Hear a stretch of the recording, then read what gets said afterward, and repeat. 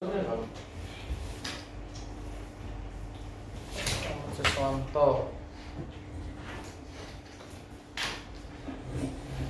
kok harus mahari? Kok harus mahari? latihan di besok dulu tenang.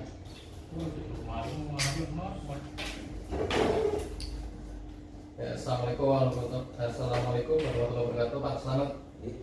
Ya, ini saya arahkan ya, Pak. Ya. Nah, ini mengenai materi yang sudah dijalankan di sini, sudah diatur dan disusun rapi dengan dari pihak manajemen, Pak. Ini untuk driver supaya tujuannya demi keselamatan, Pak. Ya. Nah, keselamatan driver, apa itu yang namanya super driver skill, Pak. Gimana ya? Ya. Iya, Pak. Nah, ini di sini ada yang nomor 2, daily inspection all diesel. Ya, ini rata-rata unit yang dibawa Pak Selamat kan ya, all diesel ya, Pak ya. Kita paham. Terus yang ketiga,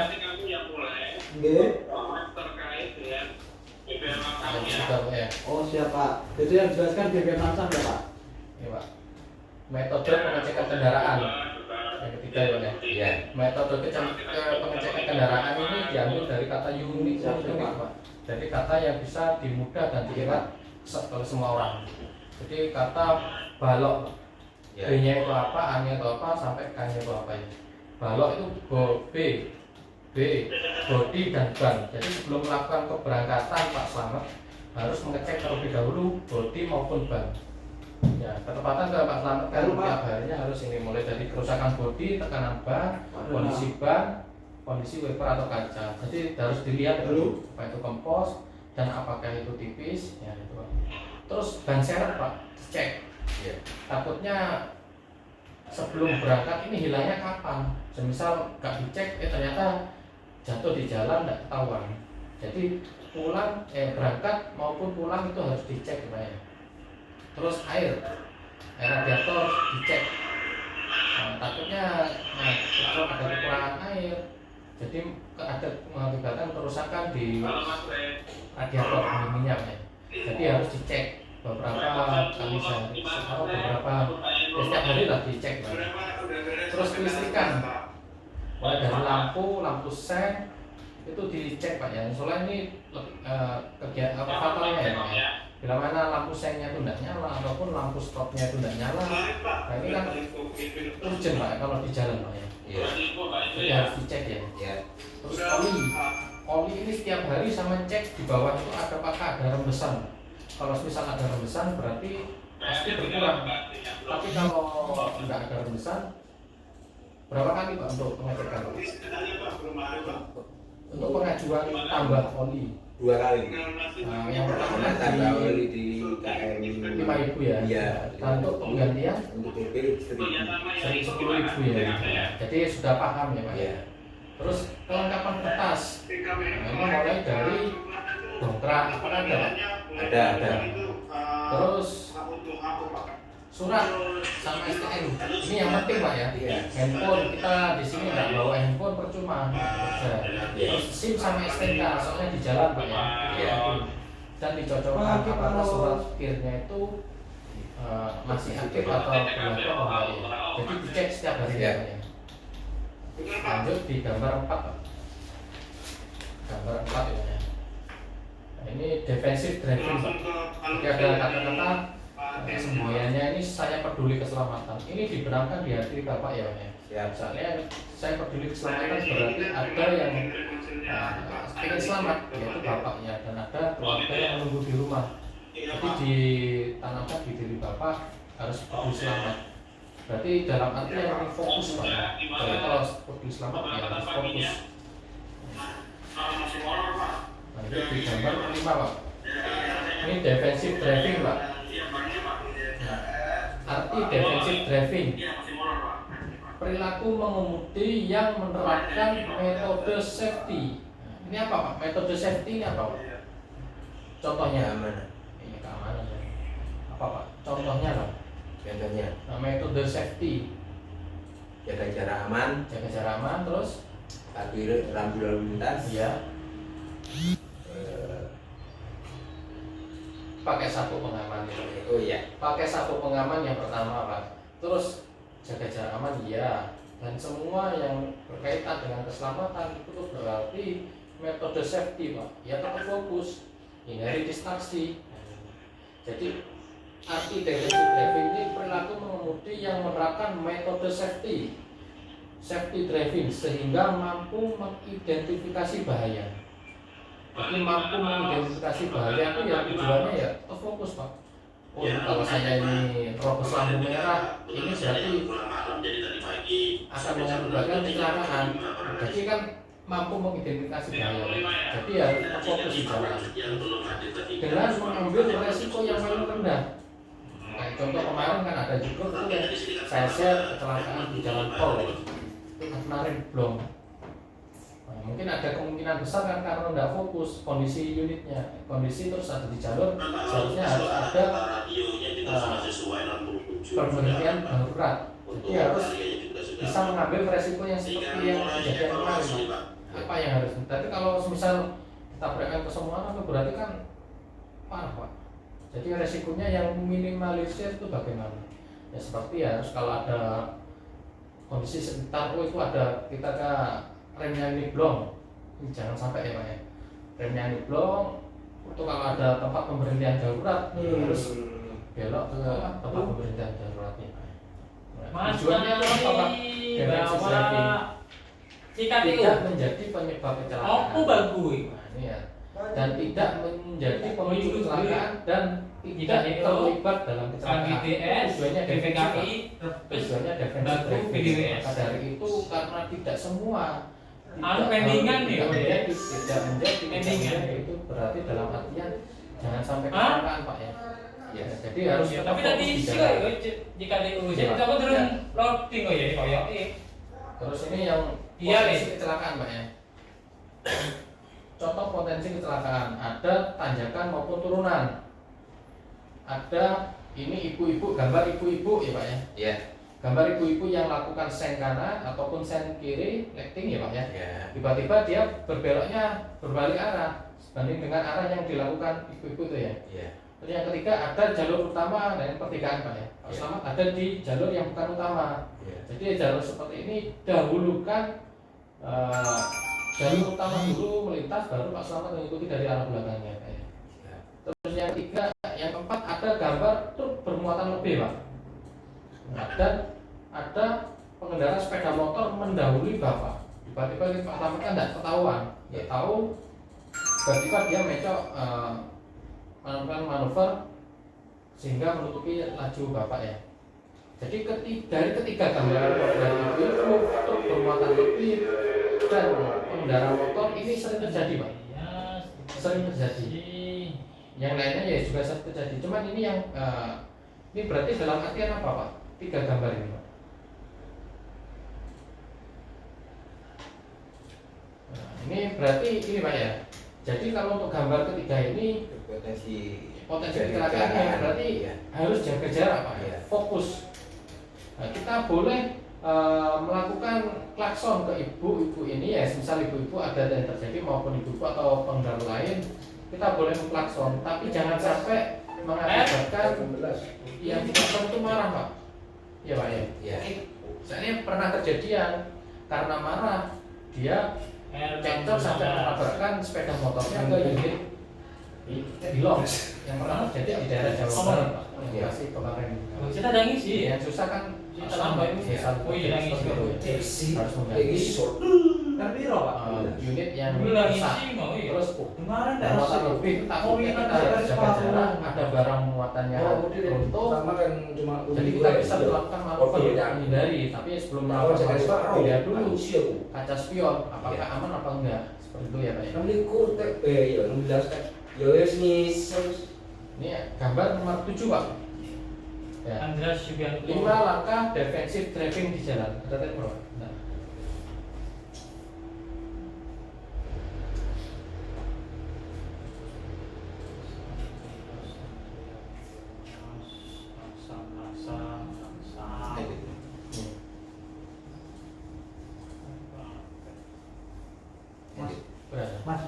Murid beda teringan apa?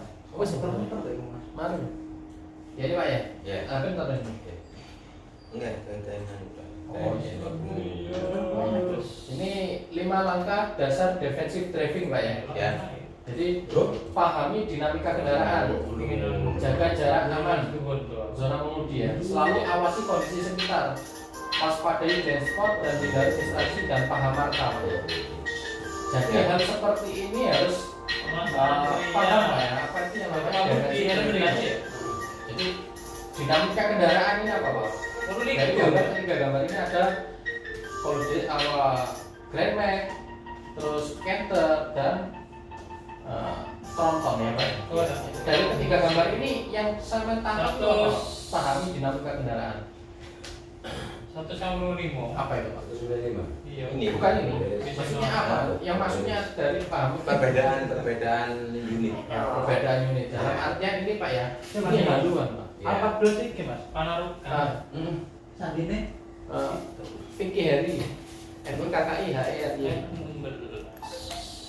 Jadi panjang kendaraan, lebar kendaraan, tinggi kendaraan dan berat maupun sampai jarak sumber roda. Ini kan haluan Pak. Ini sering terjadi dari driver Pak.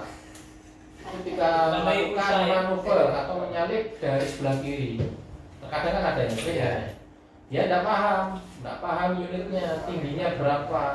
Tahu-taunya nyangkut di pohon Pak. Itu sering nyangkut di pohon, nggak paham haluannya sehingga spionnya nabrak ke pohon. Itu sering. Apalagi yang kemarin ya, di sebelumnya itu kan ada di driver sebelumnya nyangkut di pohon sampai mengakibatkan kerusakan parah Pak di box ya Pak. Ya. Jadi harus paham, oh tinggi bapak itu, tinggi unitnya itu berapa, haluannya itu seperti apa. Jadi harus paham ya Pak. Iya, siap.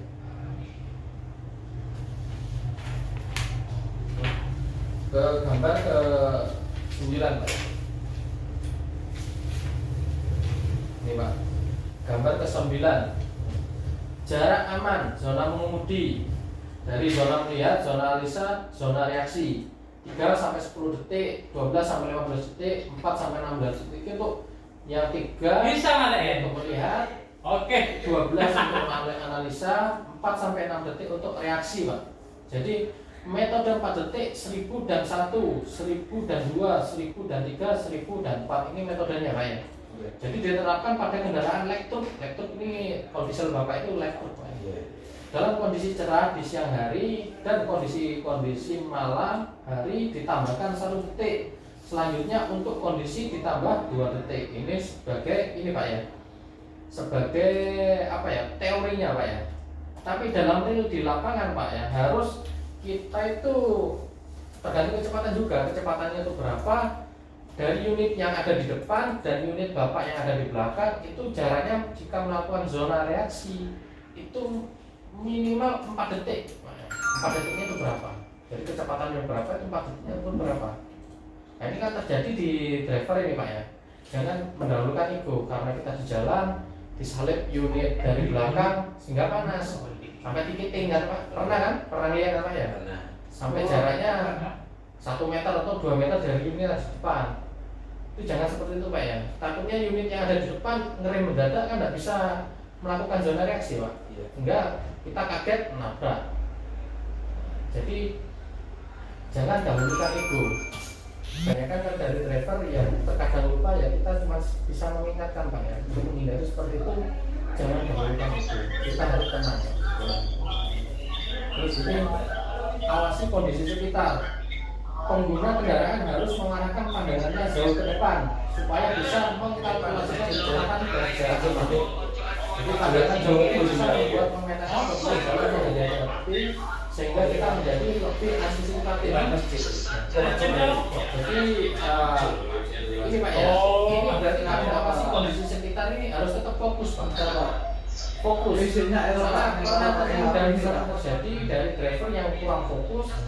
Dari arah Pasuruan ternyata pulangnya lewat Situbondo. Seharusnya kan lewat Lumajang Pak. Dari arah yang mau kiriman mau ke Banyuwangi ternyata dia malah melayu arahnya ke Pasuruan. Itu kan sering ya Pak ya, karena tidak fokus. Dari yang seharusnya bawa unit Ya, ya, ya, ya, ternyata ya. bawa unit yang kosong. Jadi awasi kondisi sekitar ini dalam artian fokus ya Pak ya. Terus gambar yang 11 Pak ya. Waspadai blind spot. Blind spot adalah titik di mana kondisi sekitar kendaraan sendiri atau kendaraan lain tidak terpantau jangkauan mata dan kaca spion. Cek kaca spion setiap 5-8 detik sekali, terutama sebelum melakukan manuver ya Pak ya. Ini karena pernah sering terjadi yang kemarin masih di Madura Pak. Itu nyangkut unit pengendara sepeda motor tersangkut unit kita karena blind spot ataupun karena kesalahan driver tidak melihat kaca spion, itu mengakibatkan korban meninggal dunia. Jadi ya ini ya tujuannya blind spot ya, tujuannya kita harus lihat spion ya, harus melihat gambaran yang pernah terjadi Pak ya. Ya. Nah, sini 12 Pak ya. Hindari distraksi dan paham marka. Ini peraturan yang terbaru Pak. Nah, ini kan berhubung Pak Selamat ya jarang atau mungkin ya cuma melalui via grup ya yang ada di WA. Jadi bila mana ketahuan menggunakan handphone di saat berkendara, ini bukan dari saya Pak ya. Saat ini dijalankan sistem e-tilang Pak. Jadi memang Pak Selamat kan mau ke Surabaya ntar lagi ya, ke Kletek ya. Itu berlaku e-tilang Pak ya. Biasakan menggunakan sabuk pengaman Pak. Biasakan jangan menggunakan handphone di saat berkendara. Karena bila mana ketahuan Pak Selamat tidak diperbolehkan lagi beraktivitas lagi Pak. Karena Pak Selamat di sini kan sebagai mitra MLS Pak. Jadi kontrak seumur hidup ya. Jadi tidak ada kontrak ya. Iya, nggak ada pakai. Nah, itu maka dari itu manfaatkanlah peluang itu Pak Selamat ya. Fokus di jalan, jangan kita tertangkap kamera CCTV waktu menggunakan handphone. Itu ada di kamera CCTV lantas. Itu dendanya 750.000 dan kena punishment harus mengundurkan diri. Jadi pahami marka ya Pak. Ya. Tidak menggunakan sabuk pengaman itu dendanya 380. Merobos lampu merah atau pelanggar penginjakan marka itu kalau di Surabaya itu kena tilang. Jadi harus paham marka. Jadi dendanya 500. Jadi distraksi atau gangguan pengemudi berbentuk gangguan telepon. Maka dari itu memotong mengganti saluran radio, mengecek peta sampai mengantuk atau mabuk. Jadi ini harus dihindari Pak. Lanjut ke gambar ke 13 Pak. Nih, pastikan menyalip di jalur yang tepat, jaga jarak aman, lihat kondisi spion, kaca spion ya Pak ya. Beri tanda lampu sen. 5. Jangan menyalip di tikungan. Ini zona-zona blind spot Pak ya. Dilarang. Ini nomor 12 ya Pak ya. Tips aman mengemudi. Tangan kanan di arah jam 3, tangan kiri di arah jam 9. Memegang kemudi yang benar dapat mengurangi cedera pada jari tangan kanan Anda, jari tangan. Takutnya kan ada tipe ternyata balik kesleo, sampai patah tulang, patah jari Pak ya. Jadi pastikan safety belt. Nah itu maka tujuannya pastikan safety belt, namanya safety Pak ya. Ya pertama menghindari ya keselamatan, yang kedua ya kena tilang polisi kalau tidak terbiasa Pak ya. Dan terpasang dengan benar untuk keselamatan ya, ini selalu kalau ditanjakan berhenti gunakan handrem. Ini pelopor ya Pak ya, saklar 15 dulu Pak. 15. Tips saat turunan, utamakan terlebih dahulu kendaraan yang sedang menanjak. Hal ini sesuai dengan Undang-Undang 2009 Pasal 111. Menempatkan posisi gigi yang lebih rendah untuk menahan laju kendaraan pada jalan menurun sebagai prinsip penggunaan engine brake. Namun perpindahan gigi jangan dilakukan saat mau turun atau menanjak, tapi dilakukan saat di punggung bukit atau sebelum turun atau naik Pak ya. Jadi saat turunan atau membawa motor dengan gigi yang sesuai kecepatan dan dibagi pada exhaust brake atau exhaust brake Pak ya. Jangan terlalu lama menginjak rem. agar rem tidak panas dan terjadi efek perlu perhatikan selalu kecepatan dan RPM. Ini bertujuan kecepatan RPM untuk penghematan BBM Pak ya. Nomor 16 ini saya kelar, peduli keselamatan sebelum berangkat, niat dan berdoa. Nah, ini bilog, jaga nama baik bilog Pak ya. Kita di sini mencari nafkah di sini. Nah, tujuannya jangan sampai kita merusak nama baik ini Pak ya. Terus teladan bagi banyak serta menjadi pembanggaan keluarga. Nah, kita di sini kan pelopor Pak ya. Jadi kalau kita punya keluarga yang ada di rumah, berarti kita punya motivasi Pak ya. Motivasi kita harus menafkahi keluarga yang ada di rumah. Jadi ingat itu. Jadi itu halangan kita melakukan tindakan kriminal. Jadi seperti itu ya.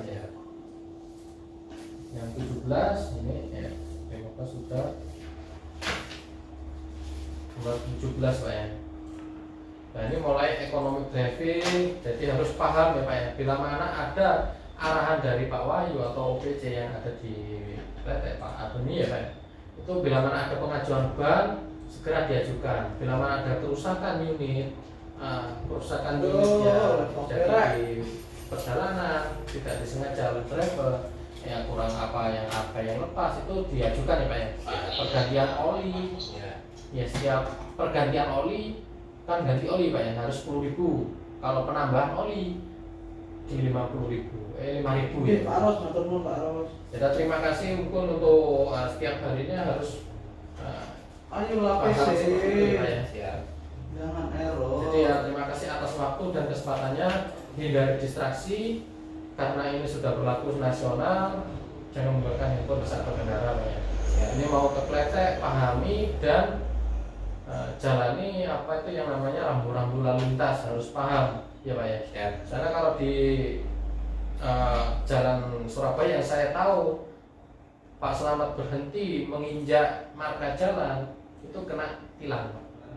Jadi harus fokus di jalan, apa itu yang benar dan yang salah jangan dilakukan Pak ya. Terima kasih Pak Selamat ya. Ini dijawab di rumah, besok dikumpulkan Pak. Itu tadi pre-test, ini post-testnya. Jawabannya sama. Selamat pagi Pak Danang dan rekan-rekan OPC. Kecepatan dijogo Pak. Ya. Soalnya Oh, gak kena, Mas. Hah? Gak kena.